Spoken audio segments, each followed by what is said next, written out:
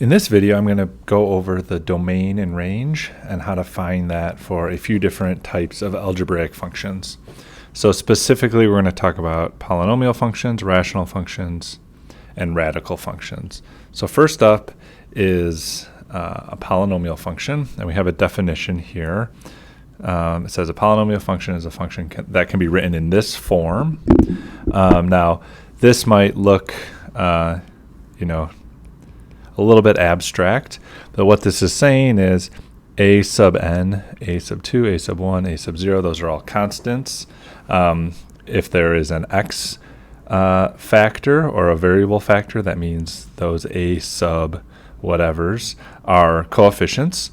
And then we have exponents for those variables. This exponent is x to the first. This would be x to the 0.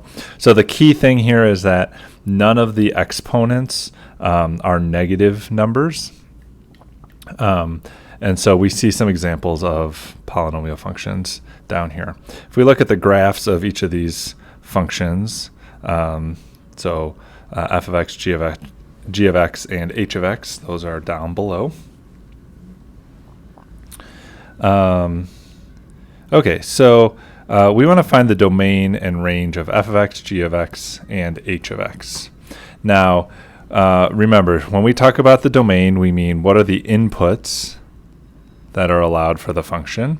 So what is all of the inputs that we get as a result that we are able to input into this function. And then the range is the collection of all outputs for a function. Usually, when we're talking about something graphically, or algebraically, when we have this type of notation, f of x, what this means is the domain is all the x values. And if we were thinking about this graphically, the output is all of the y values. So the range is all of the y values.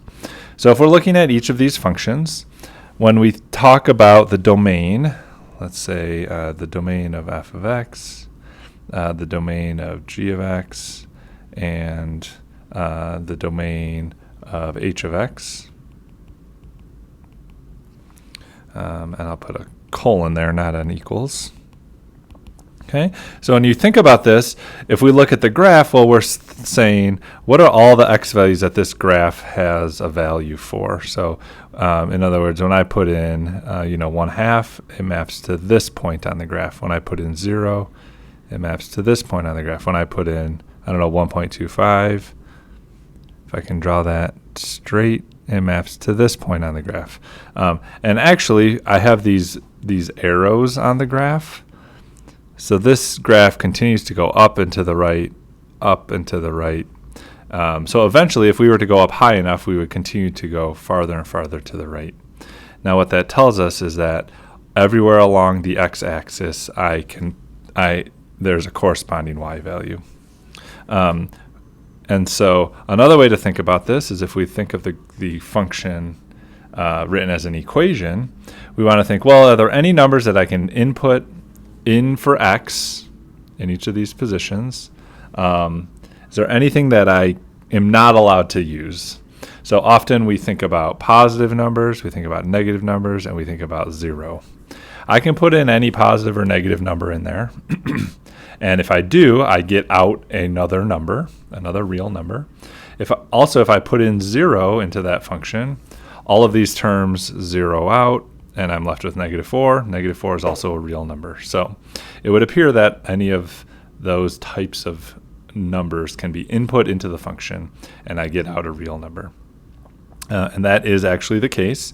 So we'd say the domain for f of x is all real numbers. So how we write all real numbers is from -infinity to positive infinity in parentheses. This is called interval notation. So we would say the domain for the f function is all real numbers. And what we'll see is for any polynomial, the domain is always all real numbers. So in pre-calculus, but especially once we get into calculus, we really like working with polynomials because it makes our life easier when the domain for a function is all real numbers. All right, so let's look at the range for each of these. The range for g of x and then the range for h of x. So when you think about the range, you want to think, what are all the y values that this graph hits? So this first graph, well, it looks like the lowest y value is somewhere down here, and then the y values just go on up to infinity. So for all of these to find the range, it's vital to have the graph. And so the range here, it's hard to be 100% precise, but it looks like it's maybe negative 4.25. And the graph passes through that point, so we're going to include it with a square bracket, and then that goes up to infinity. And remember, anytime we write infinity in interval notation, we write it as a parenthesis. All right, for the graph of g of x, it looks like the greatest y value is maybe right about at 1, and it hits it in both spots here. And then it goes down all the way to negative infinity. So the lowest y value is negative infinity, and it goes up to positive 1. So something like that. And then h of x, well, the lowest value for h of x, well, it looks like it just goes all the way down to negative infinity, and then it increases to positive infinity. So we would say all real numbers make up the range for that function. So for a general rule for the domain of a polynomial function, we kind of said this already, but the domain is always all real numbers. So again, if we're ever asked what's the domain of a polynomial function, that's the easiest question because it's always all real numbers. All right, so let's look at the next type of function. Find the domain of a radical function. Okay, so a radical function contains a radical expression with the independent variable, usually x, in the radicand. So the radicand is just the expression underneath the square root sign. We'll call that a radical here. And so these are each examples of radical functions. F of x equals square root of x minus 5, square root of 3 minus 5x, and then square root of x squared minus 5x plus 6. Okay, so if we're thinking about how to find the domain here, I'm going to go ahead and graph f of x. And the square root function, the graph, let me graph the parent function. So the parent function for f of x looks like that. That's just square root of x. Now, I have x minus 5, so what that means is I'm shifting this graph 5 units to the right, and it's going to be the same shape. So that is square root of x minus 5. Okay.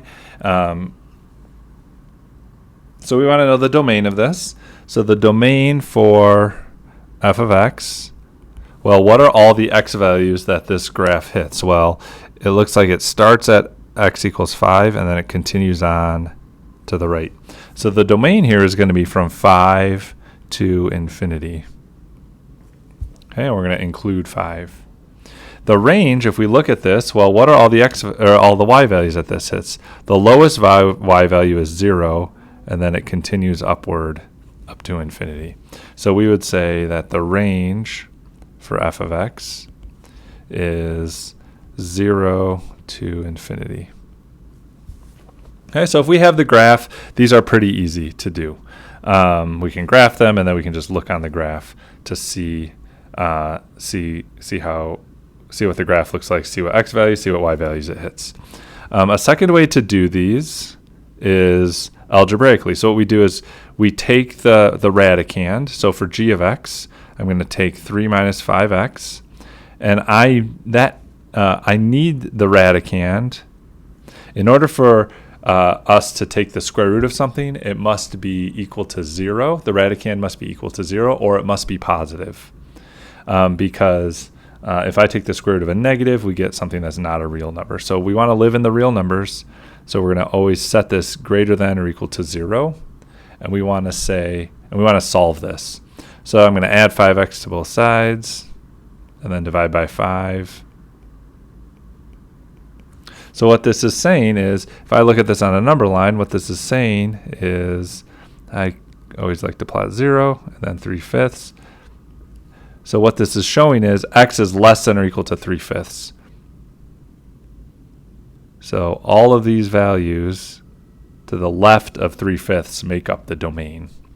And I can always check that by let's just pick a number. How about 1 here? Oh, that's not in that range. How about -1? If I plug -1 into the function, I get square root of 3 minus 5 times -1, and that gives me square root of 3 minus 5 times -1. So 3 plus 5 is 8, and that's good. Square root of 8 is a real number, and so where I shaded that number line, any number in that shaded region makes up the domain. So the domain here is domain of g of x.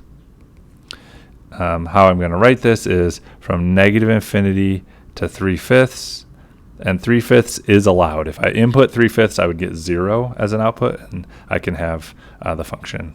That will work. And if we were to graph this, we're going to get something similar to the f of x graph. It's not exactly, but the key thing here is that there's no there's no vertical shift. That graph is not shifting upward at all. So the range of g of x looks just like the range for f of x. So it's 0 to infinity. Okay. And then h of x is a little bit harder. But what I'm going to do is, what this is saying is I need x squared minus 5x plus 6. I need that to be greater than or equal to 0. So x squared minus 5x plus 6, that needs to be greater than or equal to 0. Now, this is a little bit harder of an inequality to solve. And how I'm going to do that is I'm going to do that with a graph. But first of all, I want to, in order to graph this, I'm going to factor that. So that's x minus 3, x minus 2, and that's greater than or equal to 0. So if I was to graph this, I know that the graph of x squared minus 5x plus 6 is a quadratic, and it, hang on, let me finish doing one thing here. So x minus 3, x minus 2 is greater than or equal to 0. So something is happening at x equals 3 and x equals 2. And what is happening is on the graph, that's where the graph hits the x-axis. And then 6 is my y-intercept. So this graph looks like this. And what I wanted to know is, I wanted to know when is this greater than or equal to 0? Well, this graph is greater than or equal to 0 over here because the graph is above 0. And it's also greater than 0 over here. We would say that the graph is positive here and then negative in between 2 and 3. So for the domain, I want this domain to be, I want to know when is x squared minus 5x plus 6, when is that greater than or equal to 0? Well, it's 0 where that red shaded portion is. So the domain of h of x is going to be -infinity to 2, and it's going to include 2 because the graph hits 2. Also, when I input 2, h of 2, I'm going to get 0, and that's okay. So we're going to include 2. But then I also have another piece of this domain. It's from 3 to infinity. So what I do is I say union 3 to infinity. And that's how we do that. Sorry, it's a little crammed in there. So infinity to 2, union 3 to infinity, like this. And then I lost my y-axis, but let's put it right there. Okay, so that's how we find the domain of this. And lastly, the range. Well, I don't want to look at this graph to find the range because that's not the graph of the actual function. That was just the graph of the radicand, the x squared minus 5x plus 6.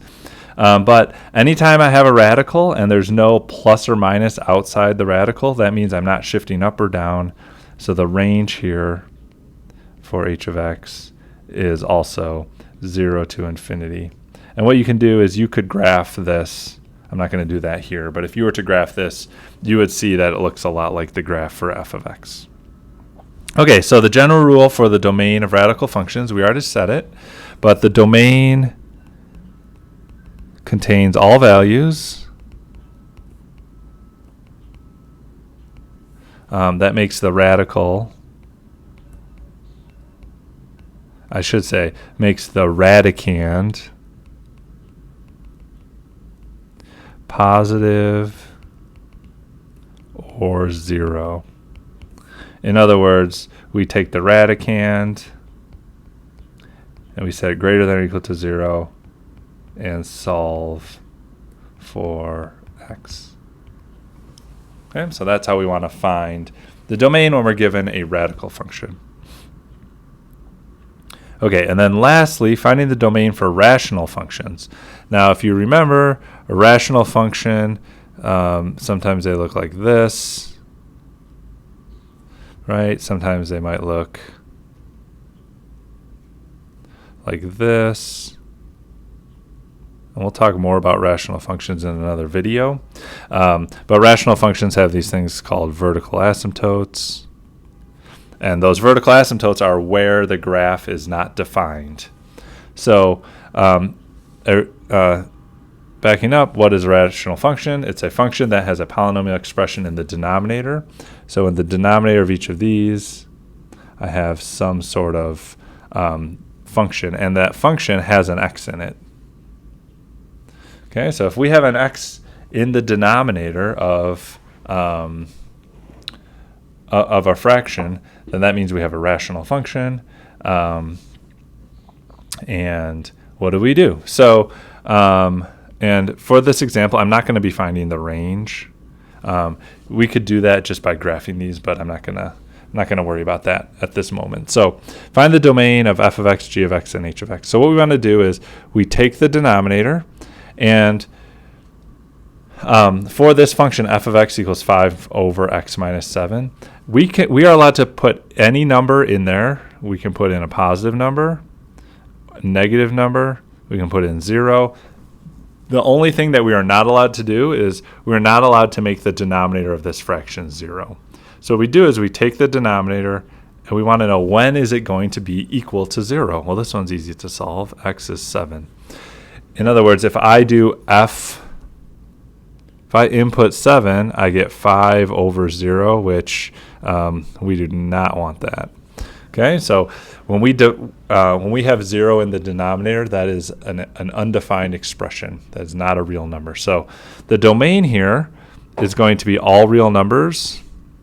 So the domain of f of x is all real numbers except for 7. So on the number line, we could look at it like this. 7 is here. We're going to have an open circle on 7. So I can do everything from the left of 7 and everything to the right of 7, but not 7. So how we write that in interval notation is negative infinity to 7, union 7 to infinity, like this. Okay. For the next one, for g of x, again, I take the denominator, set it equal to 0. I want to know what values are going to make this denominator 0. I factor this, x minus 4, x plus 3. Set those equal to 0. So x is equal to 4, x is equal to negative 3. So what this means is on the number line, I cannot have 3 and negative 3 and 4, but everywhere else is okay. In other words, everywhere else, all those shaded portions are in the domain for g of x. So what we're going to do is we're going to say negative infinity up to negative 3, but we don't include negative 3 because if I input negative 3, that gives me the 0 in the denominator. And then negative 3 to 4, union 4 to infinity, like this. Okay. And then kind of running out of room here, but for h of x, the domain for h of x, well, oops, I'm missing an equal sign in there. So what I do is I take the denominator, and I want to know when is that denominator going to equal 0. Well, the problem here is, well, because I have a radical expression in the denominator, not only do I not want this to be 0, I also don't want this to be negative. I can't input a value in for x here, like negative 5. If I input negative 5, I'm going to get 8 over square root of 3 times negative 5 plus 6.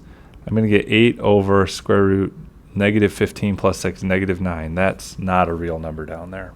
So I need to make sure that the denominator is not only not equal to 0, but I need to make sure it's also positive. So I'm going to do something a little different here for this one. So what we're going to say is, well, that denominator has to be greater than 0. Okay, so what I'm going to say is 3x plus 6 must be greater than 0. Not greater than or equal to, because I don't want that denominator to be equal to 0, but it has to be greater than 0. So solving this, I'm going to have x is greater than negative 2. And what this means is x is greater than negative 2, so open circle and everywhere to the right of negative 2 is going to work here. So the domain, sorry, I've been doing a capital D. The domain for h of x is going to be from negative 2 to infinity. And there we have it. So that one's a little bit tricky. You need to think about that one a little more closely, because we're using the idea of finding the domain for a radical function and a rational function, and we're kind of combining those two together. Okay, so the general rule for the domain of rational functions, it's all values except those that make the denominator equal 0. Okay, and this one was a little bit of a special case, because not only did we not want it to be 0, but because we had a radical in the denominator, it also couldn't be negative. Okay, so the last thing to talk about is something called piecewise functions. And a piecewise function is a function in which more than one formula is used to define the output. Each formula has its own domain. The domain of the function is the union of each smaller domain. So in other words, each of these things will have a domain. And to find the domain for f of x, we combine all of those domains together. Okay, so sketch a graph of the piecewise function, evaluate at those points, and then find the domain and range. Okay, so to start this one, we want to think about what is happening here. Well, this function says that the output is equal to x squared whenever x is less than or equal to negative 1. And then the function is equal to 2x if the input x is greater than negative 1. So at negative 1 on the graph, the shape is changing. So to the left, I have one type of graph. To the right, I have another type of graph. So the left side here, this one here is left. So left of x, maybe I should put the left here. That less than or equal to means left. So x is less than, when x is less than negative 1, the graph looks like x squared. So the graph of x squared would look like a parabola like this, but because I want just to the left of that boundary, x equals negative 1, the graph I want for that parabola is only to the left of that line, x equals negative 1. So let's see if I can erase this part.